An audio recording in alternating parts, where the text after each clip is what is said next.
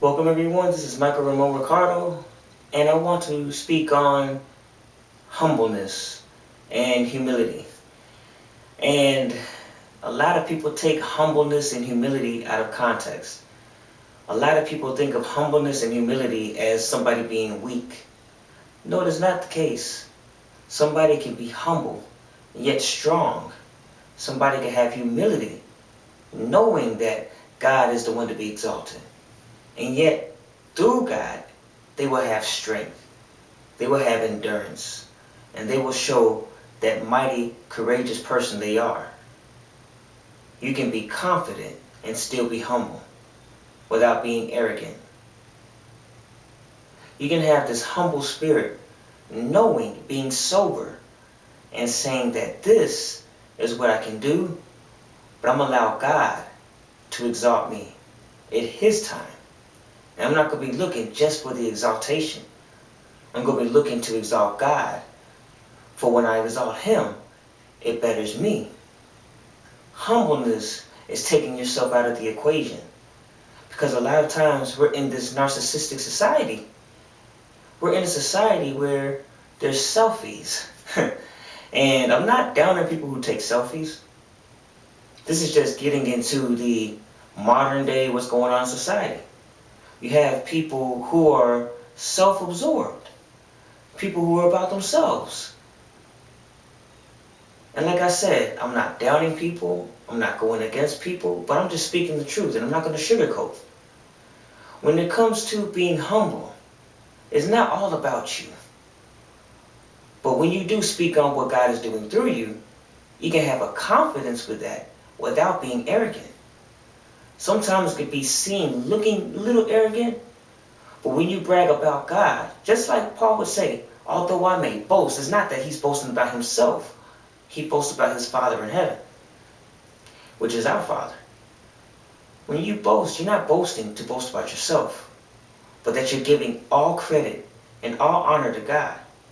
And from being humble and exalting God, you automatically are exalted from God through how you portray yourself to be.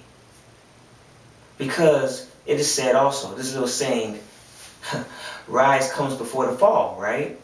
So many rise to the top.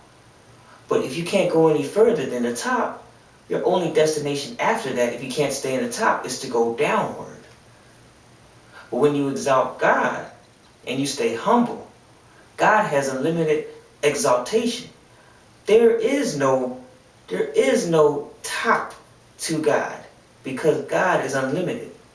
Okay? And you exalt Him. He will exalt you because of how much you exalt Him. And He will bring you up. You will mount up like wings. You will mount up as like eagles with wings, soaring above all those who looked at you and didn't know that you even had what you had. So allow God to be exalted. Get yourself out of the equation.